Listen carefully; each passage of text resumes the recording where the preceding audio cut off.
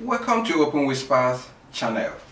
Welcome to the arena where truth is being told, a channel for the people, and whenever we meet here, we tell you the way it is. Remember to subscribe, hit the like button, leave your comment in the comment section, and please kindly share the video. I'd like to start with a story. Few days ago, towards Nkwannewi, a burial was taking place, as my little sister told me, and there were dignitaries, politicians that came for the burial. And lo and behold, shortly before the burial started, the issue of unknown gunmen came up. Men with masks came shooting, killing and maiming. And she ran from the place to a nearby house to hide herself. The men still pursued them there, got there, told them that they were looking for politicians or policemen or soldiers as agents of federal government. When they didn't see none, they drove them out from the house and set the house on fire. Somebody's house. Remember, not from any other tribe, but an Igbo man's house was set ablaze. Vehicles were burned. It was the issue of the unknown gunmen. Yesterday again, in Enugu, few police officers were shot dead. 3 days ago, the same thing. How long shall this go on? And the most painful part of it, all lives are important, I know. But all those people killing and maiming these police officers, maybe they know, or little did they know, that most of those officers that are being killed are from the East. When you kill your own brothers, what excuse do you give? Shortly after the EndSARS protest, police withdrew their services from the southeast or from the south, some of those regions.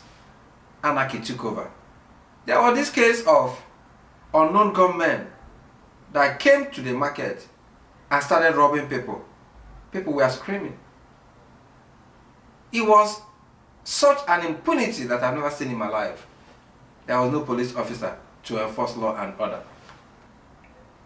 Do you really realize that when you drive away these police officers, that anarchy will take over?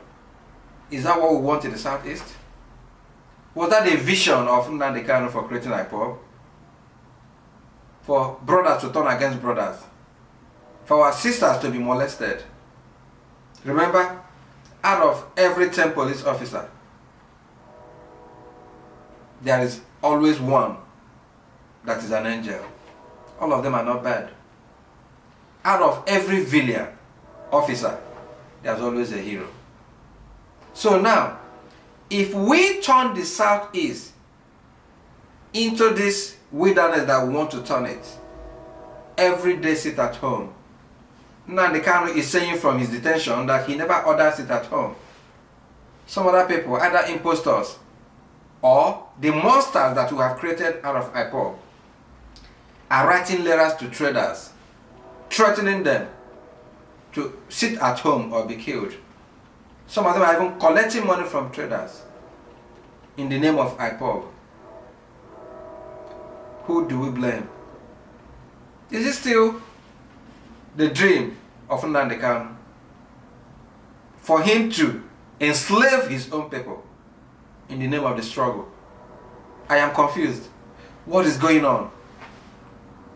Why are we killing our people? Who is this unknown gunmen? Who are the sponsors of the unknown gunmen? What actually is their purpose?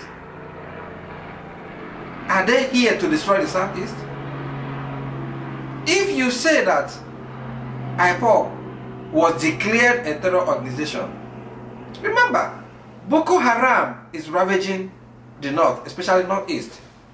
And now, we are not suffering the herdsmen anymore that are killing our women in the farm. What the menace we are facing now is deadlier than the herdsmen. You see these unknown gunmen killing police officers, killing army officers. What do you achieve by doing that? Killing your own people. Today, I read an article from Ohaneze, Ndibo Worldwide, signed by the Secretary General, Isiguzo. And it was so touching when he said that this is no longer the issue of Ipob, that Ipob should actually apologize to the Ndibo for this kind of destruction that they invited in our land. Not even by the military, but the issue of unknown gunmen. I believe this is monster that have been created through Ipob, and they are now turning against our people. Do you know how many of our youth that are languishing in jail in different parts of the country in the name of Ipob? Do you know how many widows that have been created out of this?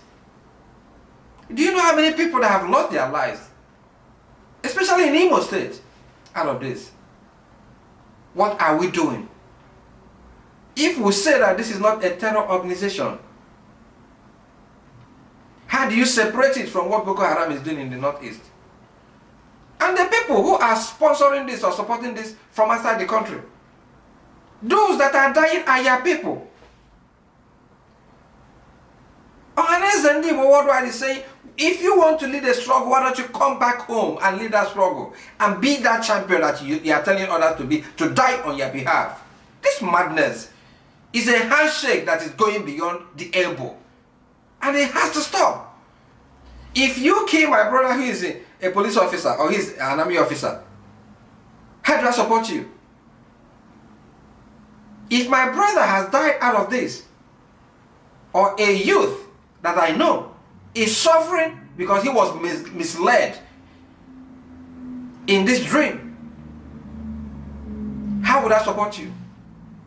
If you are making these traders to lose money every week, week in, week out, in the name of the struggle, how can they support you? This handshake is going too far. People can call names, they can call me anything, but if you say you are strong, why don't you come back face to face? Let people see you and see what you stand for. That is the word of a true champion. The destruction that is going on in the southeast is unacceptable, and it has to stop. The governors have to take up their roles as chief security officers of their various states. People are blaming Hope Uzodinma, saying he is inviting the military. But mind you, there is no sane chief security officer in his rightful sense that will allow anarchy to reign supreme in his state. That chief of security officer or a governor is not what he sought. What are our senators doing? Our House of Rep members, what are they doing? This is, it's madness that is going too far. One will think that before now, instead of calling this military might, that they would have engaged these people like they are doing in the north. They are your brothers. Sit them down and talk with them. Richard Sokocha tried to do it when he offered, and people thought he was mad. He achieved results. And I'm sure wherever Nnamdi Kanu is sitting, this was not the monster he wanted to create out of Ipob, because he has created what he cannot control. This madness in Igbo land has to stop. Our leaders have to rise up to the occasion. This is Open Whispers. Be well, do good work, and please do keep in touch. Thank you.